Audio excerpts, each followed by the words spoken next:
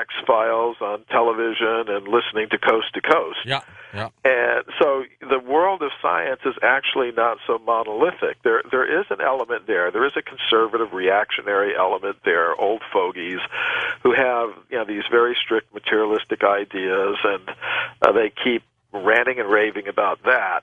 But there are, in the world of science, more open-minded personalities, both younger and older, but especially among the younger generation, who really like ideas of the kind that I'm talking about. I'm regularly invited to speak at conferences on archaeology and anthropology, and especially the younger generation of scientists, they think the kinds of things I'm talking about are very interesting. And of course, there are some of the old fogies out there who don't like the fact that I'm speaking at the scientific conferences, that I'm getting papers published in scientific journals. But yes, I think there are scientists who have come around in their thinking to the kinds of ideas that I'm talking about. And I mean, there are some I could name and some I can't name because of their positions, but I would say yes. The Vedas. That's next with Michael Cremo on Coast to Coast AM. And Michael Cremo, our special guest. We're going to take phone calls next hour with Michael.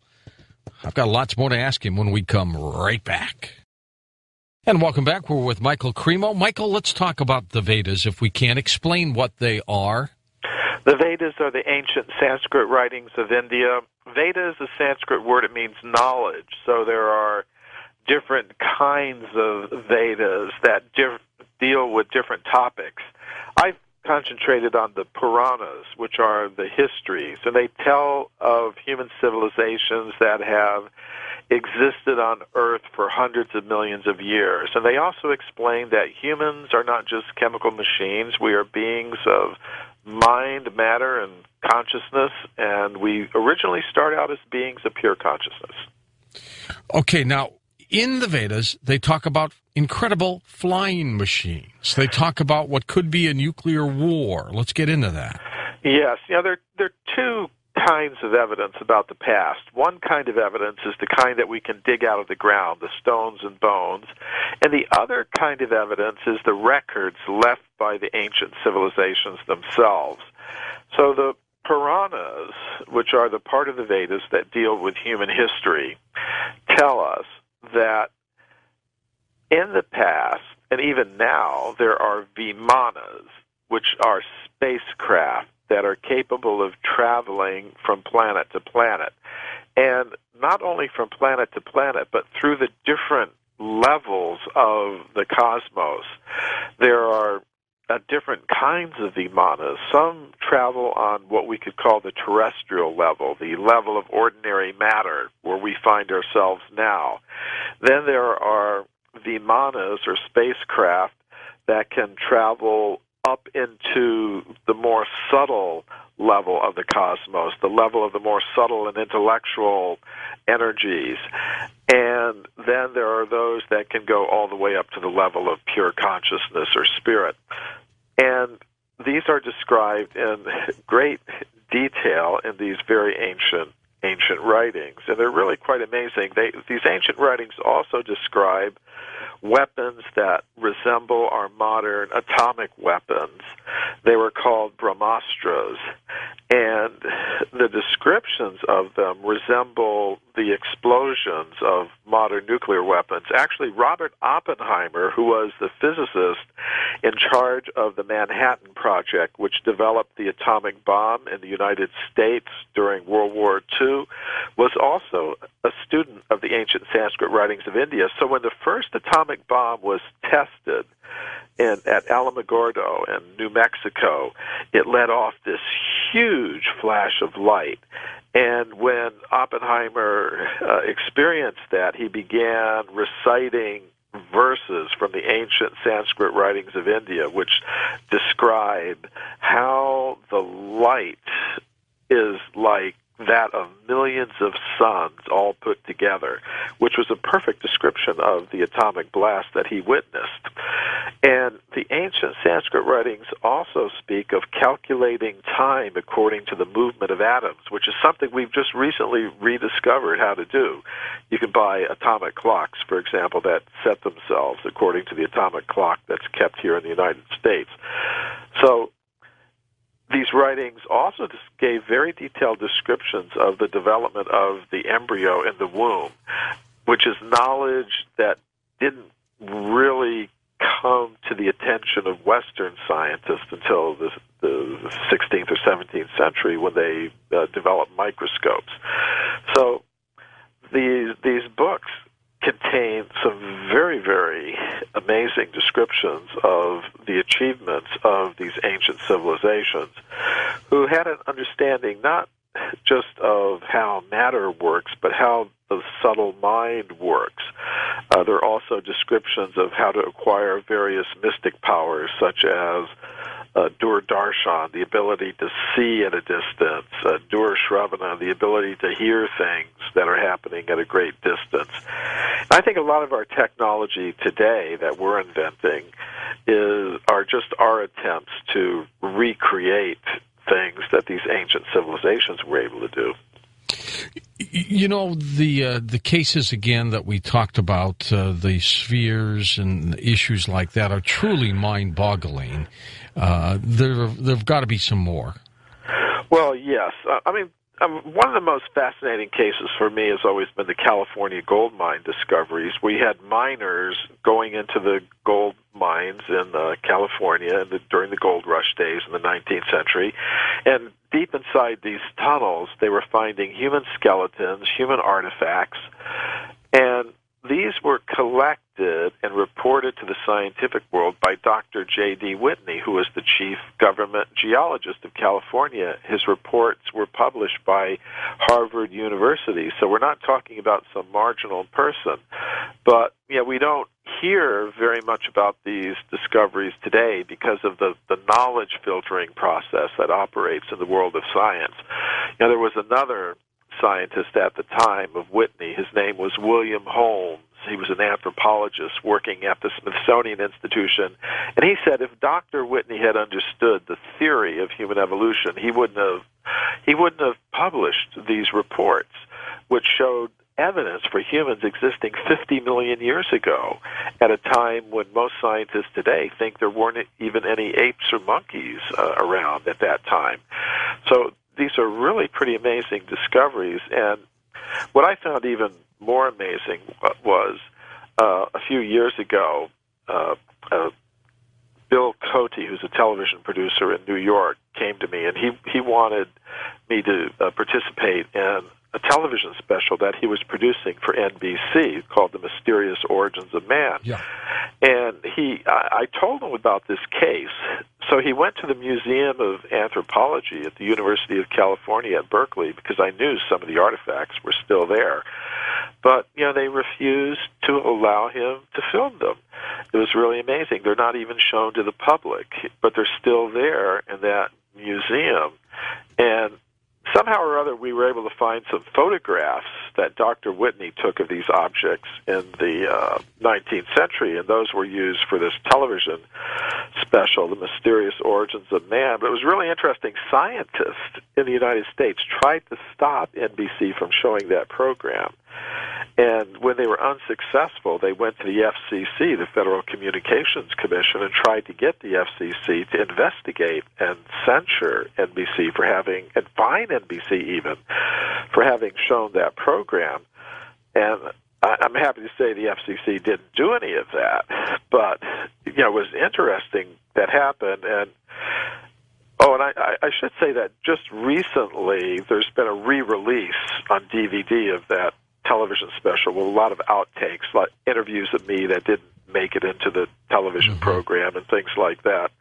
But that was a really fascinating case for me because it just showed not only that this evidence is there, that it's been found, that it's in the scientific literature, that the artifacts are in the museum, but that this knowledge filtering process has been going on for over a century, where scientists just didn't want to accept this evidence because it contradicted their theories, back in the 19th century. And even today, scientists were trying to stop this information from getting out to the people through the media. So I just thought it was a really, fascinating case, and I've actually presented papers about it at major international conferences on archaeology and anthropology, because I think that information, it needs to get out to people in general and also to the scientific community. Is it possible that somewhere in these ancient records we get information on the Hall of Records at the base of the Sphinx that Edgar Cayce talked about in his trances? Well, I think it's definitely possible that other civilizations also had repositories of information like that. What I found fascinating about the ancient Sanskrit writings is that their culture has gone on without a break since the ancient times, whereas the Egyptian culture more or less disappeared. The ancient Greek culture, the worshippers of the Greek gods and the Norse gods, that's all gone now, except for a few isolated groups of people that have managed to preserve those teachings. But what I found fascinating about India was that the culture that produced those ancient writings is still there today. It's still existing. The temples are still there. The mystics are there. The yogis are there. It's still all there, basically. So the evidence has basically, the literature, has been preserved. But I think in other parts of the world, similar repositories of knowledge were there, but have been lost. Some of it, I hope, can be recovered. I think it would just be fantastic if there were a Hall of Records, beneath the Sphinx, because I think all these ancient civilizations, as far as I can see, they basically had the same concepts. They all accepted that we live in a multi-level cosmos. They all accepted that there's more to a human being than matter. The ancient Egyptians, for example, they had a concept of the soul and the subtle body and the gross physical body. Practically all cultures that I've studied have had that same idea, that we live in a multi-level cosmos inhabited by different kinds of beings existing at different levels, and that a human being is not just a combination of chemicals. None of these ancient wisdom traditions say human beings came from apes and monkeys. They all said that humans are, in one way or the other, to use the Christian term, made in the image of God, so to speak. So I find that it's as if all these different ancient wisdom traditions were, say, looking at a mountain, but just looking at it from different directions, some looking from the north, from the south, from the east, from the west. So their descriptions are going to be a little bit different, but it's also going to be apparent that they're talking about the same phenomenon. And I found it very interesting that John Mack, who was head of the psychiatry department at Harvard University, became interested in the ancient wisdom traditions through his studies of abductees. He was a psychiatrist at Harvard University. Mm-hmm. He heard about these abduction accounts and put his career on the line. Yeah, he was one of the most fascinating people I've ever met. We spoke together at a crop circle conference in Glastonbury, England, a few years ago, just before his rather mysterious death in England, which I really don't know what happened. They say he was hit by a drunk. I have no idea what really happened, but we had talked. He had come to my lecture, and afterwards he was talking to me, and I was telling him how much I admired his work. And because in one of his books, Passport to the Cosmos, he had said, it appears ever more likely that we exist in a multi-level cosmos, and that the cosmos is filled with intelligences, gods, spirits, etc., which is exactly my idea as well. So we were talking about that and agreeing to stay in touch with each other, but unfortunately he was taken from us in this very strange way, and I think it was a great loss, but I think there are researchers who are going to carry on in the same way as I'm also doing. So I think these ideas in these ancient wisdom traditions can help scientists today get a more accurate picture of the kind of world that we actually live in, which is a much stranger world than we get from the picture that's given to us in the textbooks, where all the interesting stuff is left out. The paranormal, the psychical research, reincarnation studies, UFOs, abductees, and all that, it's left out. And I think that's got to change. Probably will, don't you think? And I think it is changing.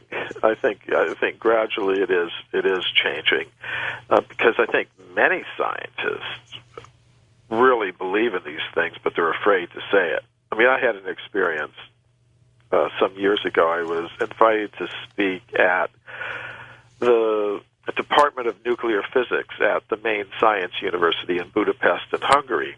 And I was going through what I call the hidden history of physics, which I talk a lot about in my book, Human Devolution, the great physicists who have studied the paranormal. For example, Pierre and Marie Curie, who were husband and wife. They both got Nobel Prizes for their work in discovering radium. It's something you read about in every physics textbook. What you don't read about in the physics textbook is that the Curies were doing experiments with mediums, and that they had personally done 2 years of experiments with an Italian medium named Eusebio Palladino, and they had become absolutely convinced that there were mystic powers, psychokinesis, the mind over matter abilities. They had conducted these experiments in the Psychology Institute in Paris. But you don't read about this in your physics textbook.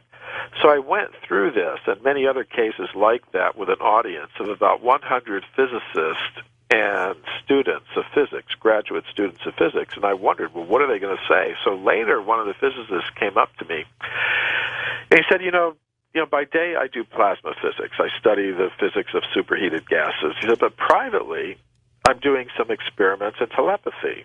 Yeah, he said, I have my young son, and I put him in another room. I flip a coin, and my son has to guess whether it's heads or tails, and he's getting 80% correct. That's incredible. So he said, I would never tell this to my colleagues, but he said, I feel safe in speaking to you about it. And I find this all over the world, that there are many scientists who externally appear quite orthodox in their views, but who privately hold other views.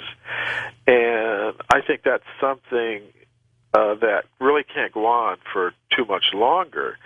And some of these scientists have now, organized themselves.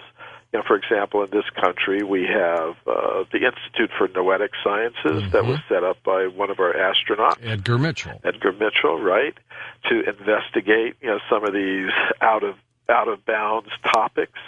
There's also in England the Scientific and Medical Network. I've been to Russia. There are organizations of scientists there who are doing research into the paranormal. And you find individual scientists doing this, and plus the fact most ordinary people in the world already accept these things. And that's been shown by Gallup surveys in the United States and elsewhere. Most ordinary people already accept things like telepathy, remote viewing, communications with departed spirits, and things like that. So I think those who are trying in the orthodox scientific circles to impose their limited view of the world on others through the monopoly they now have in the official education system, aren't really going to be able to keep it up for too much longer. Well, that could be. You may be exactly right about that. Michael, where do you get your books and your work? Well, there are several ways that people can get the books. There's a toll-free number they could call, 888-867-2458. That's 888-867-2458. There's also my website, mcremo.com, mcremo.com. And they could also try their local bookstores. If they don't have it on the shelf, they can certainly order it for them. Okay, we'll be back with Michael Cremo. We're going to talk a little bit more about the cosmic hierarchy and then your phone calls next hour on Coast to Coast AM. With our guest, Michael Cremo. So get ready next hour. We'll open up the phone lines. Just a little bit more to chat with him about before we do that on Coast to Coast AM. Michael, was there any information that you might possess or knowledge of about that account of that cave found high up in the Grand Canyon area that might have had Egyptian artifacts in it? Did you hear anything a few years ago, George, I got a copy of a newspaper article from the early 20th century that gave an account of how some researchers from the Smithsonian Institution had come to the Grand Canyon region, and they had gone into a certain part of that place and had gone into a cave and had found Egyptian artifacts, a lot of them, quite a number of things. But when I have tried myself to track down the names of the researchers named in that newspaper article, I've kind of drawn a blank. Inquiries to the Smithsonian Institution have drawn a blank. I have met researchers who have told me that there are areas of the Grand Canyon that are blocked off to the public, and I've heard some of them claim that they have had access to that cave, but it's not something I've been able to verify personally myself. So it's one of those cases that I've gotten my files that I have an open mind about, but that I'm not yet ready to say that I'm personally convinced about.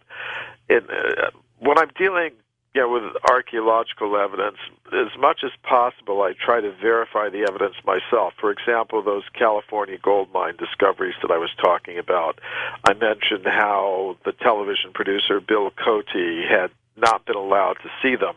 But later I went back to that same museum because I had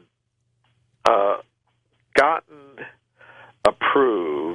accepted a paper on those California gold mine discoveries to be presented at a meeting of the World Archaeological Congress, which is the world's largest international organization of archaeologists. So I was actually able to get into the museum, go to the storage building where those objects are kept. As I said, they're not shown to the public, and I was able to study and photograph them, and I was able to give my report at the meeting of the World Archaeological Congress. And using information from some of Dr. Whitney's old reports, I was able to go out into the Sierra Nevada mountains and actually locate one of the old 19th century gold mining tunnels where these objects were originally discovered. So generally that's what I like to try to do, is confirm for myself that the objects exist or the locality exists.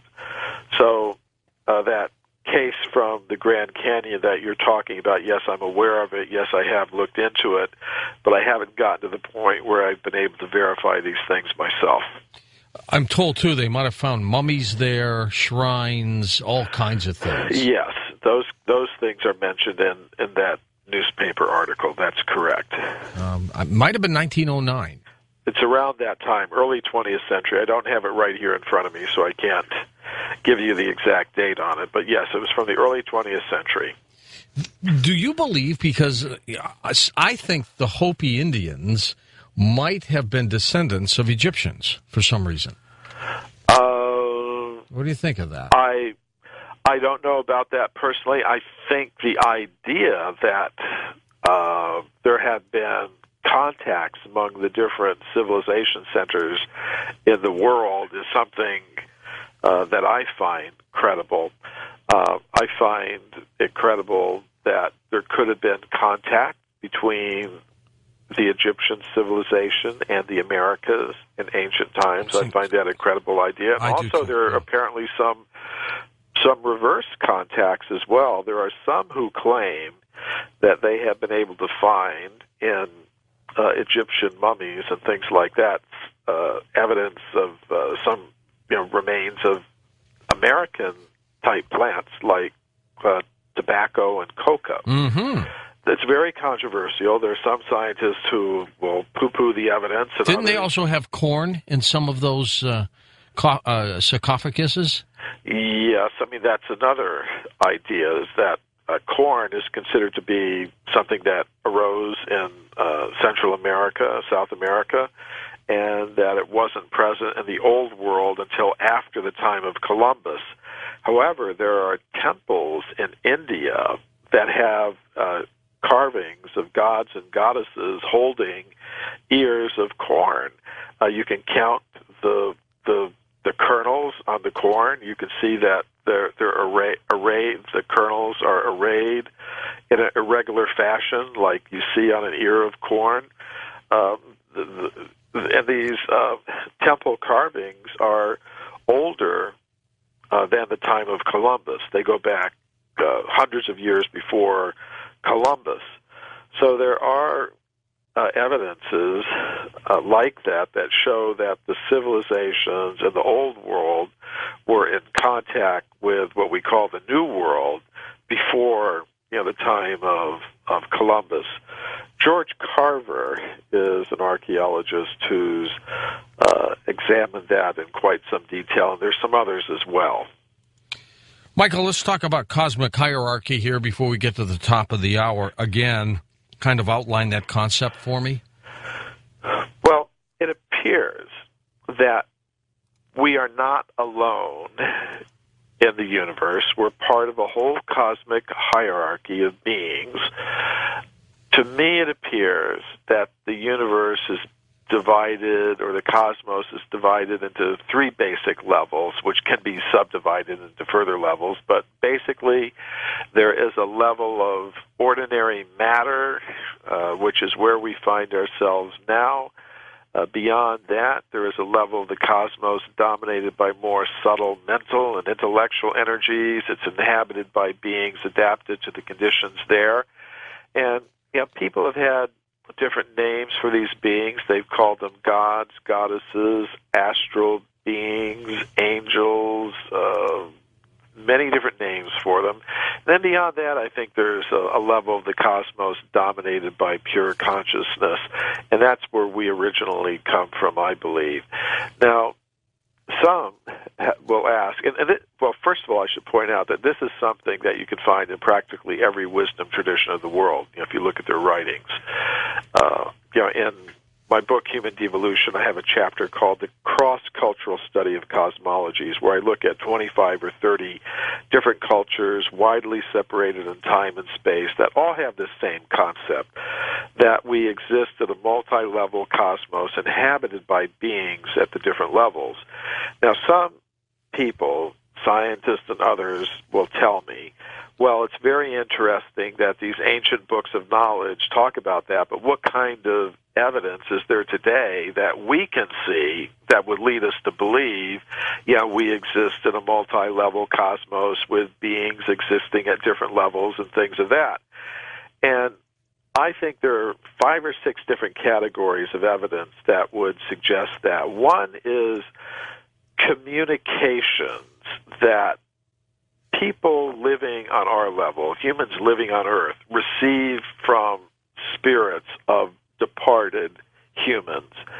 I think another category of such evidence is possession of humans living on our earth by spirits of humans who have departed our world. Then I think we also have the phenomenon of apparitions of spirits of departed humans. These have been witnessed by many people. Then we have the phenomenon of possession of humans existing on our earth by spirits that appear to be of not just of ordinary people that have left, but of supernatural types of beings. And then we also have the modern UFO alien abduction kinds of events. And then we also have apparitions of superhuman beings.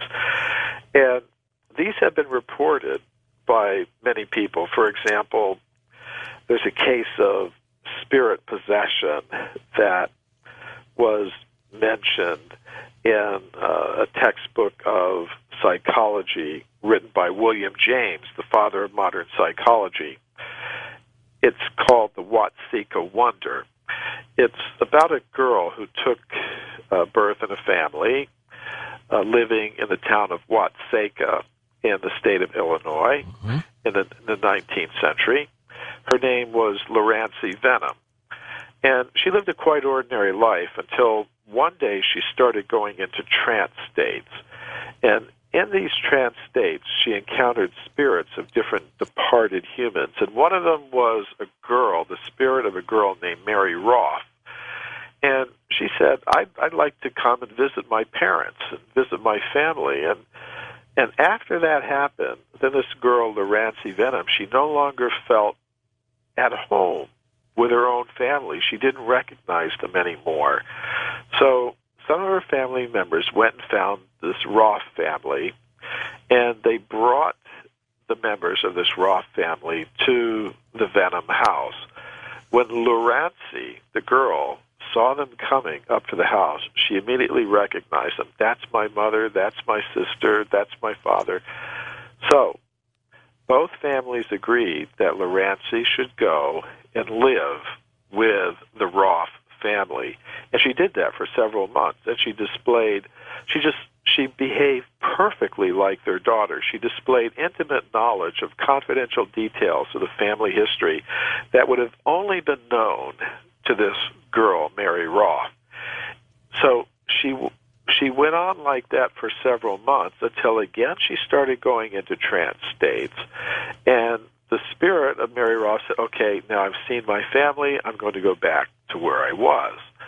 So after that happened, Lorancy Venom no longer felt at home with the Roth family. She didn't know where she was. She didn't recognize anybody.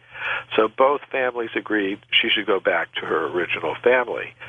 Now, what I find interesting about this case is that it was mentioned by William James, the father of modern psychology, as a genuine case of spirit possession in his textbook, Principles of Psychology. So it's a very, very interesting case. And then we've also have cases like the case of Oliver Lodge, who was a very famous physicist who lived in England early in the 20th century. He had a son named Raymond who was killed in Europe during World War I. After that happened, Lodge went to a medium, and he was in disguise. He didn't say who he was. He had no previous contact with this woman whatsoever. And in the course of the seance with this medium, they established communication with the spirit of a person who appeared to be Raymond, the son of Lodge, and who communicated through the medium all kinds of information that would have only been known to Raymond and not to anyone else. So Lodge was convinced that he had established contact with the spirit of his son, and they gave many other tests over a few years in which this conclusion seemed to be pretty certainly established. And Lodge wrote a book about it, which I find very interesting because it was written by a professional scientist, a very prominent physicist, and it went over all the kinds of skeptical objections that could be given to these kinds of things. So, and then we could also consider the modern UFO alien types of experiences and some other types of experiences that people have in this world, apparitions. For example, scientists have reported apparitions of departed humans. So I think there is evidence that we can observe today that would lead us to conclude that, yes, we are part of a whole cosmic hierarchy of beings. A planned part. Yes. And the plan, I think, is that we are here now, and we feel uncomfortable because naturally we are meant to be beyond birth and death, beyond all the kinds of changes and disturbances that we experience here. That's why we feel uncomfortable here. And that should be an impetus for us to try to raise our consciousness back to its original state, its original level, which is beyond all these things that go on at these lower levels of this cosmic hierarchy of beings. And I think that's why all the great spiritual traditions of the world have different systems of meditation, yoga, contemplation that are meant to help us do that, restore consciousness to its original pure state. By devolution, I mean the process by which a conscious self departs from its original position and becomes covered by the lower energies, enters into the lower regions of the cosmos, and becomes covered by the lower energies of mind and matter. Is that a good thing or a bad thing? Well, I think it is necessary for those who make the choice to come here, and anyone who wants to remain here can. That's their choice. But it seems most of us begin to experience some kind of sense of discomfort or dissatisfaction with our existence on this level of reality. Somehow we feel limited, we feel pushed by the forces of time, we don't want to become older, but we become older. These are all things that affect the vehicle that we're in now. Just like you might have a car. The car may become older, it may break down, and then you may have to get another one. But you're different than the vehicle, different than the car.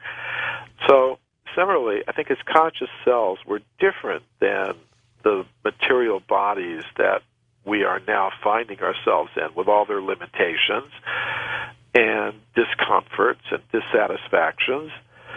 So I would say that should be an impetus to restore consciousness to its original pure state. Now, there are different systems for doing that. I mean, I have a personal meditation that I engage in, but I think everyone should look for what works for them. What pushed you to these conclusions, Michael? Well, yeah, when I think about it, when I really think about it, I think it's something that I started in some past life. I really do believe in reincarnation. I think, for example, I've always wanted to be a writer. Even as a small child, I wanted to write. I was always writing, reading. Why? I think it's something I started in some past life. Otherwise, I think it's very difficult to explain the kinds of extraordinary talents, that some people exhibit. Some very young children, they can compose music, they can play piano concertos, or else they can do very complicated mathematics or speak many different languages. I think there's a lot of evidence that this isn't our first life. I think we go through many different lives on this level of reality. So I think it's something I started in some past life, and that in this life, when the opportunities to continue my spiritual development have presented themselves to me, I've taken them up. I've taken them up and tried to make further progress on that long road back to the original position of pure consciousness.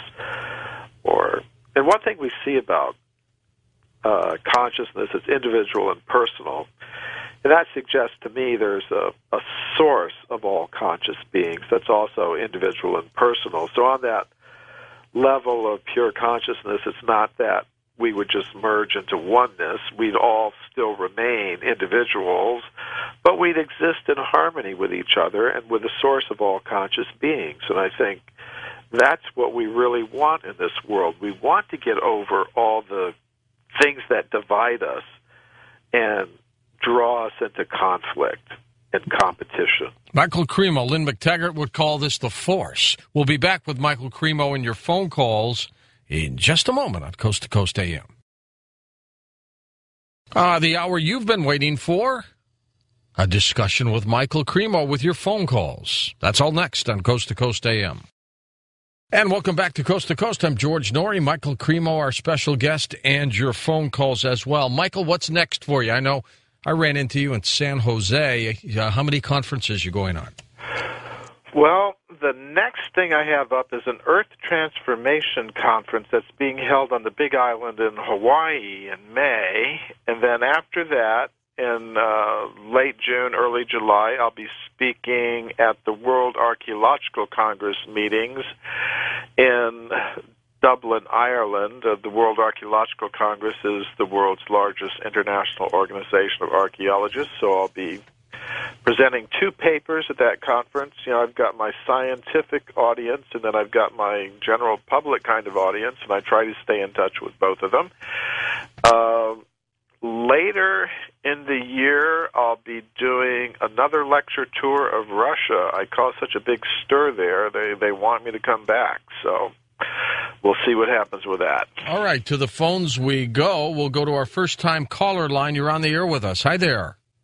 Hi, thank you very much, Sure thing. George and Michael. I appreciate your topic. And, Michael, I had a question for you as far as these artifacts in these digs and things like that.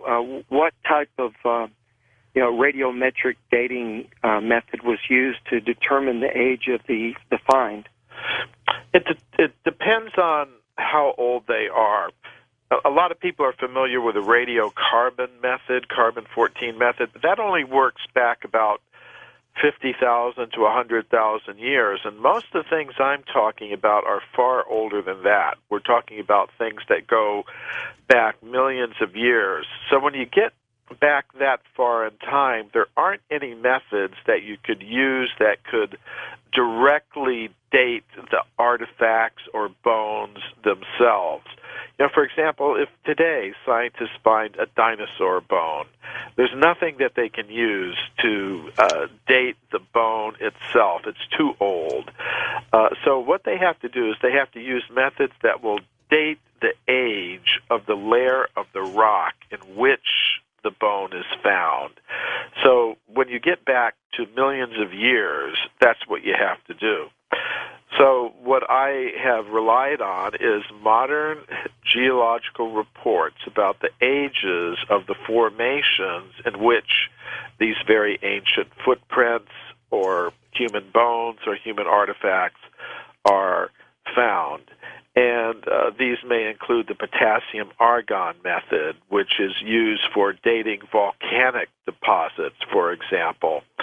There are cases where we have human bones or human artifacts being found in layers of volcanic ash. For example, the human footprints that were found at Lake Toli in the country of Tanzania by Mary Leakey were found in layers of solidified volcanic ash that were dated using the potassium-argon method as being 3,700,000 years old. So when you get back to millions of years, which is the age of most of the discoveries that I'm talking about, there aren't methods that will date the object or footprint or bone itself. You have to use methods that will date the layers of rock in which the artifact or bone or footprint is found. So this with like the potassium 40 and to argon 40, is that one discussing that? Yes, that's one, or a more recent version of that is the argon-argon method that dates the ratio of isotopes of argon gas of these volcanic crystals. There are also different radiometric methods involving uranium, selenium, different radioactive elements that allow geologists to get ages of layers of other kinds of rock than the volcanic rocks that the potassium-argon or argon-argon method is generally used for. I heard there was a study, some French paleontologists, this is about 30 years ago, they've done a carbon, the carbon-14 dating on like a saber-toothed tiger bone, and they got a very strong carbon reading from the bone, and then they were surprised because by that time the half-life was estimated to be 5,730-year half-life of the decay rate of the carbon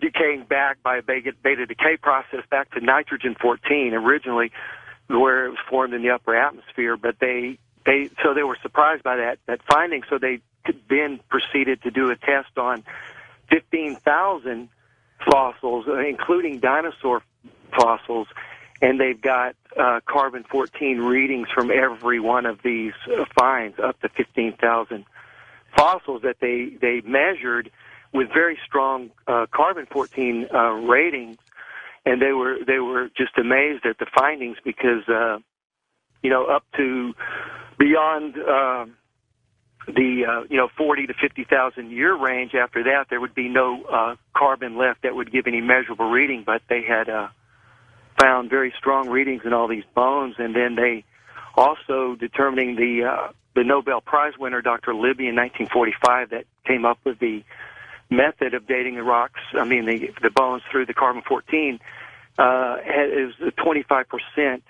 discrepancy between the nitrogen-14 becoming carbon-14 in the upper atmosphere to the decay rate in the organism as the organism took in the carbon-14 by either the plant or the animal eating the plant or the animal eating the animal that ate the plant.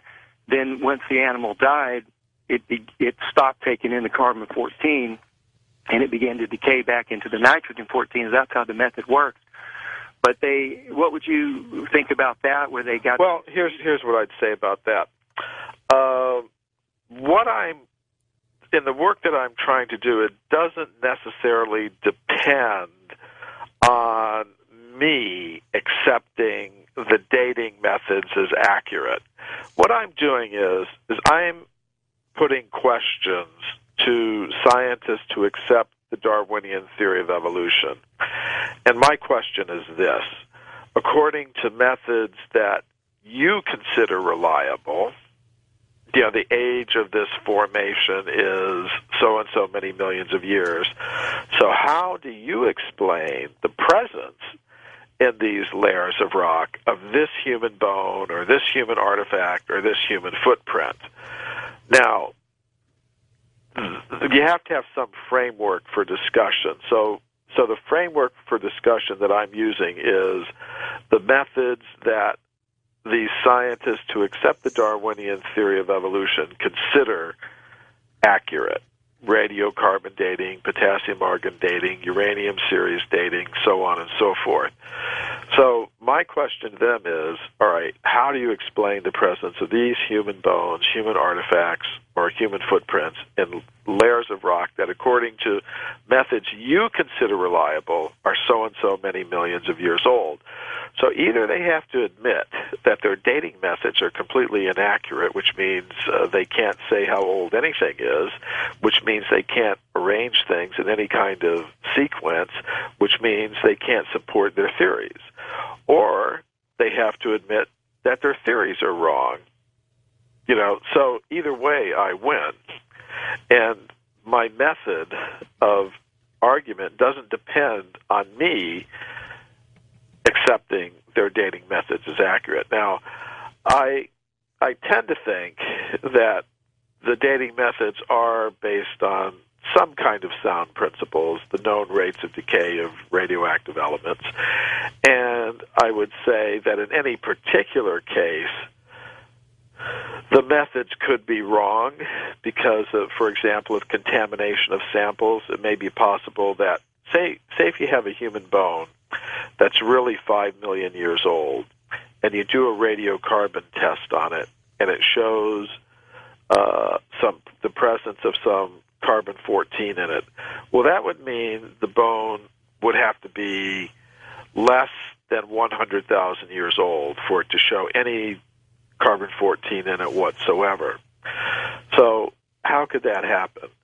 Well, say if you have a human bone that's really 5 million years old, and then it gets contaminated with the least bit of modern carbon-14, which could enter the bone through bacteria, from organic material in groundwater, from organic preservatives that might have been applied to the bone, from from even touching it. Even if a human being just touches it, that could result in some carbon, rubbing off from the human skin cells and getting into the bone somehow. And if that were detected, even if the bone was 5 million years old, if it was contaminated with the least bit of modern carbon, it would show, an age of 100,000 years or less. So one has to be careful about all these things. But my basic method is it doesn't depend on the accuracy of these dating methods that I accept them, because I'm engaged in a discussion with scientists who do accept these dating methods. So my method is to say, okay, according to methods that you consider reliable, here's the age of these formations.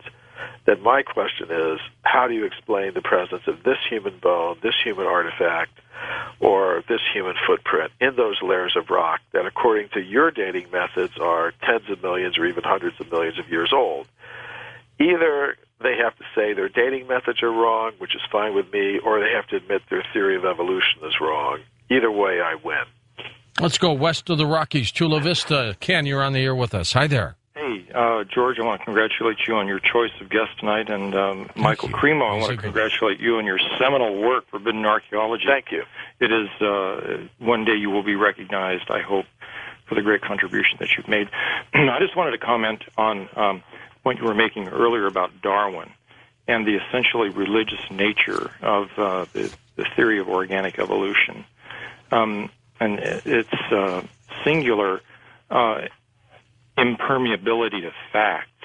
I mean, you have assembled here in this lengthy book example after example and a great deal of evidence that is completely contradictory to Darwinian ideas.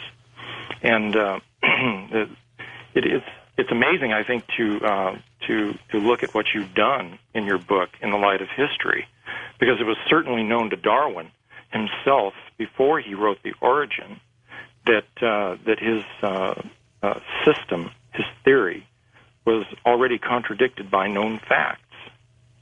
He expressed these doubts time and again in a letter to Asa Gray. He talked about his doubts concerning the evolutionary development of the human eye. And he also said in The Origin itself, in the book that he had written, that his theory would absolutely break down if sufficient counterexamples could be given in the fossil record. But the thing is, in his time, he already knew that it was deficient. Agassiz, contemporaries, great scientific contemporaries like Agassiz and Cuvier had already noted the lack of transition in the fossil record.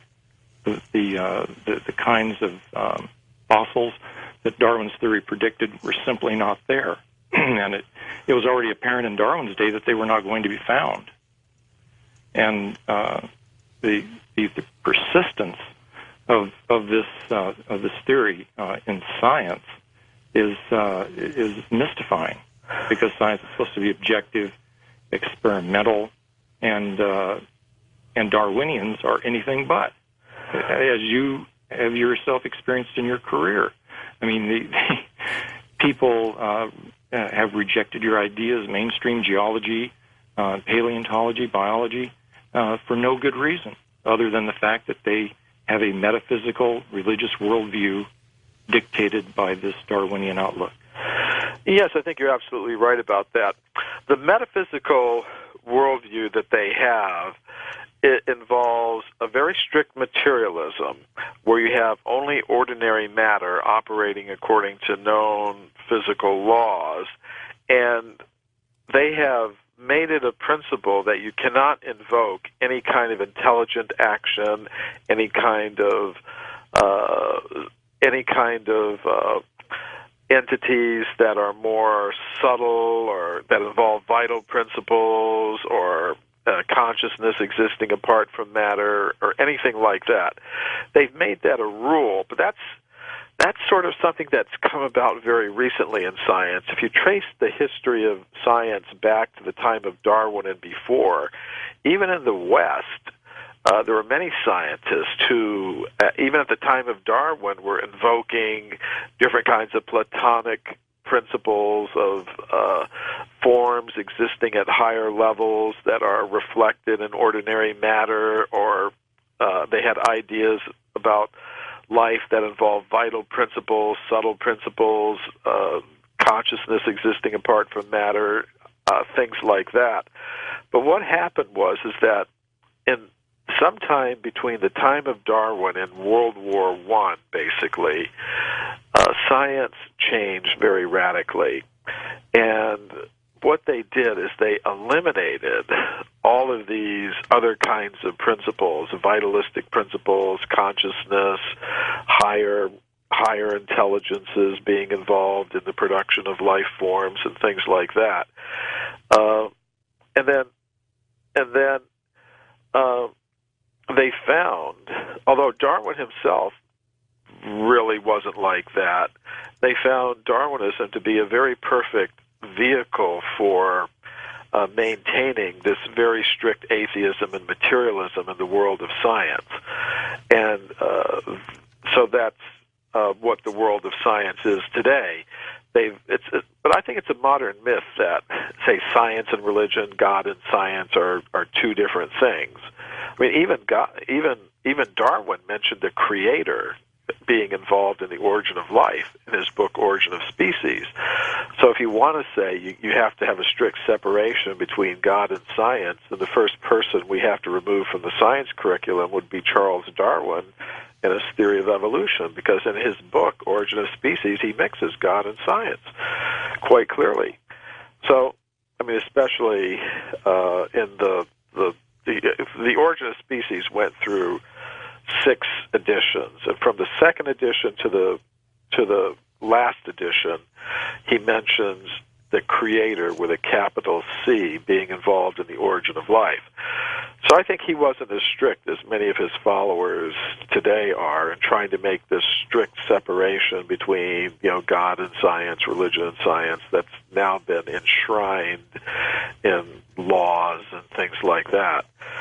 So, but I agree with you that his modern followers, have kind of turned Darwinism into an ideology, a kind of religion that can't be challenged, even by numerous facts and failures of explanation. Nobody's been able to explain on the genetic level exactly how you go from a creature that doesn't have an eye to a creature that does have a developed eye. I mean, we're told, well, there's a long series of genetic changes that took place that gradually led to the formation of the eye. But if we ask, what is that series of genetic changes, they can't tell us. Stay with us. We'll be back with final phone calls with Michael Cremo on Coast to Coast AM. On our next Coast to Coast program, the escapades of time traveler John Teeter with webmaster Oliver Williams, a program you've asked for, and we've got it. And welcome back to Coast. Michael Cremo, your final questions. David in British Columbia, you're on the air with Michael Cremo. Go ahead. Oh, great. Happy equinox, Michael and George. Thank you. Thank you. And I got, I guess, a couple of questions, one about the Vedas and one biblical. I want to ask Michael his opinion. I always thought when I read in the Vedas about the in and out breaths of Brahma that it was talking about we always hear about the Big Bang, start of the universe. But I think the Vedas talk about this as a recurring cyclical process. That the Big Bang is like he breathes out, and then scientists are wondering if the universe is expanding or beginning to collapse. And I think when it does collapse, that's the in-breath. And when he breathes out, that's the Big Bang. Goes over and over. And kind of the biblical one, I was wondering about, it's, Adam and Eve get booted out of the garden. And it talks about them putting on animal skins. And I think that's talking about them putting on a physical body. And it kind of talks about the devolution Mike was talking about. I think that last idea of yours is very, very interesting, and I think that would be really great if you could develop that. It sounds like a really good idea. I do find in practically all spiritual traditions, all wisdom traditions, the idea that we have devolved from some higher position, and we're meant to go back to that. So I think your insight on that sounds very interesting. The first part of your question about the Vedic ideas about cyclical manifestation of the universes, I think you're absolutely right about that. I talk about that in my book, Human Devolution, on the section on cosmology. And as you mentioned, today many scientists have the idea that the universe started out as a small point, and it began to expand at a very rapid rate, and now the expansion, they believe, has slowed down, so that they think eventually things are going to reverse and the universe will stop expanding. Some cosmologists think that, and that it will go back again to a small point. Also, many cosmologists today have the idea that there are many universes, and these are both ideas that we find in the ancient Sanskrit writings of India, which tell us that there's a manifestation of God called Mahavishnu that lies on a causal ocean. Of course, this causal ocean is kind of interesting. It's reminiscent of the quantum mechanical vacuum that cosmologists today talk about as the source of all creation. They compare it to a sea of seething energy, from which universes are being manifested. So, in the Vedic version, this Mahavishnu is lying on that causal ocean, and when he breathes out, numerous universes, many universes, come from the pores of the Mahavishnu, and they begin to expand, and then when he breathes in again, they are reabsorbed. So many scientists today, they think universes come from black holes and are reabsorbed into these black holes after some time. So there are a lot of parallels between modern cosmology and the cosmology that we find described in the ancient Sanskrit writings of India. So thank you for bringing those two things up. Okay, next up, Wildcard Line. Hi there, you're on the air with us. Yeah, this is, my name is Brett calling from Lima, Ohio. Hey, Brett, thanks. Yeah, hi, Michael. Hi, George. Hi, Brett. First time calling. Thanks. Thanks for taking my call. Real quick, I got a friend who believes the Earth and the universe is only like 7 to 10,000 years old. Yep, the new creationists. They are. What's that? They're the new creationists, they believe. Yeah, I wanted to see what your idea is. Matter of fact, somebody was on with George, I believe, a couple weeks ago. Dr. Walt Brown. Okay, yeah, and I listened to that, and, man, I want to call in real bad because he seemed kind of argumentative, I guess, but I want to see what your thoughts are on that. Well, here's what I think about it. Among the biblical creationists, there are two types. One is called the short earth creationist, and then there's the long earth creationist. So the short earth creationists, they accept an age for the Earth of 10,000 years or less, maybe 7,000 years, like you say. The long Earth Christian creationists, they accept a long age for the Earth in billions of years, as I do. That's what I think, too. So now for my friends who are in the short Earth category, what I tell them is whether we believe the Earth is a few billion years old or a few thousand years old, humans have been around since the beginning. And at least we can agree on that. So that much we would agree on. We would disagree about the age of the Earth. So that's how I deal with those folks. They generally have a harder time with the dating methods than I do, because many of the dating methods that scientists today use give ages for the Earth going back hundreds of millions, billions of years. I don't have as much of a problem with the dating methods as they would, because they would have to show that all of those dating methods are wrong and everything's less than 10,000 years old, which I don't agree with. Right. Cool. Okay. Thank you. Thank you very much. Let's move on to our next wildcard line. Ed, Raleigh, North Carolina. Hi, Ed.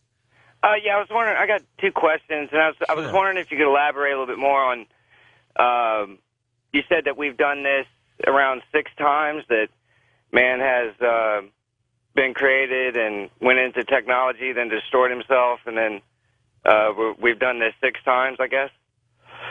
Yes. In the current creation cycle, I would say yes. Now, this is based on an understanding that I've gotten from the ancient Sanskrit writings of India, that time goes in vast cycles. And the basic unit of this cyclical time is called the Kalpa, or the Day of Brahma. It lasts about 4,320,000,000 years. It's followed by a night of Brahma that lasts the same amount of time, about 4 billion years. And the days and nights go in cycles endlessly. So during the days of Brahma, life is manifest in the universe, and in the nights it's not manifest. So according to the Vedic cosmological calendar, the day of Brahma that we're in now began about 2 billion years ago. And therefore, from that standpoint, I would expect the earliest signs of life on Earth to go back about 2 billion years. Now, it's interesting that according to modern paleontology, the oldest signs of life, undisputed signs of life, go back about 2 billion years. Now, this day of Brahma is divided into subcycles called Manvantar periods, each one lasting about 300 million years. According to the Vedic cosmological calendar, we're now in the 7th of these Manvantar periods. That means there have been 6 before us. And after each one, there is a devastation, a catastrophe that wipes out life on Earth, and after which the Earth has to be repopulated. Now, I find it interesting that according to modern paleontology, you've got basically the same picture. Life begins on Earth about 2 billion years ago, and then there have been 6 major extinction events, according to modern paleontologists, in the history of life on Earth since it began about 2 billion years ago. And these extinction events are spaced at intervals of several hundred million years. So there's some interesting parallels between what modern paleontology says about the history of life on Earth and what the ancient Sanskrit writings of India say about the history of life on Earth. So that's a little bit of elaboration on that topic. Okay, let's go to east of the Rockies. Michael, you're on the air with Michael Cremo. It's Michael in Denton, Texas. Sure Excellent thing. show. Hey, Michael. Hey, I have 3 quick questions, and I'll listen off the air. I'm not going to begin to try to pronounce the words, but in order to see things and hear things at a distance, would it be advantageous or better to adopt a vegetarian or vegan diet? And who would the Celtic Brahma be, if there is one? And third, if you're familiar with a very general Vedic astrology, or if you're familiar with Vedic astrology, a general Vedic question is, do you think that prayer can override the limitations within one's birth chart, or is the Navamsha what it is, and prayer is included in the outcome of a life? And I'll listen off the air. Okay, so these are some pretty technical questions. I'll start from the last one. I do believe in astrology. I do believe that there is something called karma that determines the history of a person's life based on their past activities and past lives. But I think it can be overcome by different spiritual practices, including prayer and things like that, that destroy the karma. If you destroy the karma that's there, then that means your fate has changed. For example, if you have some seeds that are meant to sprout and grow up and produce different fruits, if somehow or other you, say, fry the seeds, then they're not going to germinate, and they're not going to produce the fruits that would have been expected. So I think this phenomenon of karma is there. It's written in the stars, but it's possible to overcome it. It's possible to get rid of the karma by different systems of meditation, yoga, prayer, contemplation, things like that. The second question about Brahma? About Brahma, a Celtic Brahma. Mm-hmm. I think in almost every spiritual tradition, you've got the idea of a creator God.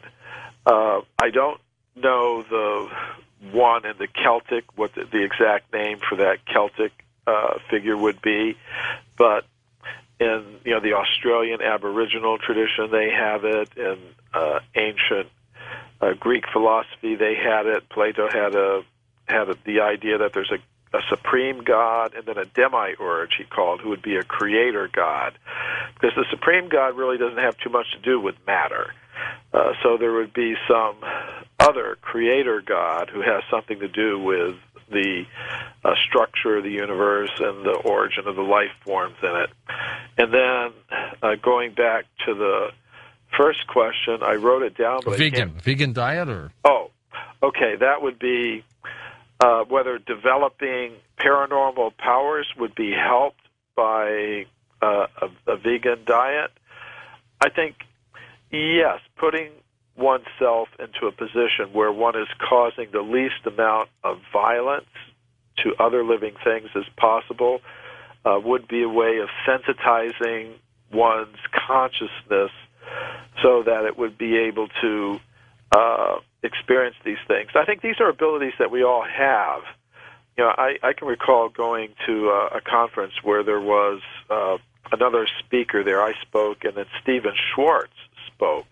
Now, Stephen Schwartz is someone who was connected with the remote viewing project that the U.S. military engaged in a couple of few years back. And he was pointing out that this remote viewing, or Durdarshan ability, we would call it in Sanskrit, is something that we all have. And he demonstrated that. He held a workshop at this conference, and I participated in it.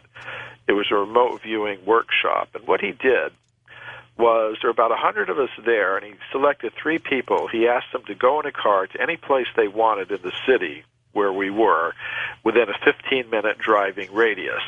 And then he asked them to go to that place and then try to mentally send the imagery back to us who were waiting at the conference hall, and also to videotape the exact place that they were at and then bring the videotape back. So while they were gone, going to the place, we were guided into putting ourselves into a very relaxed state, and we were told to accept the imagery that came to our minds and record it. So the first image that came to my mind was candles, like glass red glass candles with flames, inside them, and I had a very elaborate vision of a church and all different kinds of features of it. And then when the group came back from the place where they were, they put the videotape in the machine, they played it. The first image that came up was this bank of candles, like these red glass candles. And it was really pretty amazing. I think this remote viewing is something that we all have, but we're just not used to using it. And I think it is helped by diet, meditation, different lifestyle choices that we make. Let's go to our last caller, first-time caller. You're on the air. Hi there. Hi. Well, I wanted to say thank you for having your guest on. You're welcome. Absolutely great. He's the best.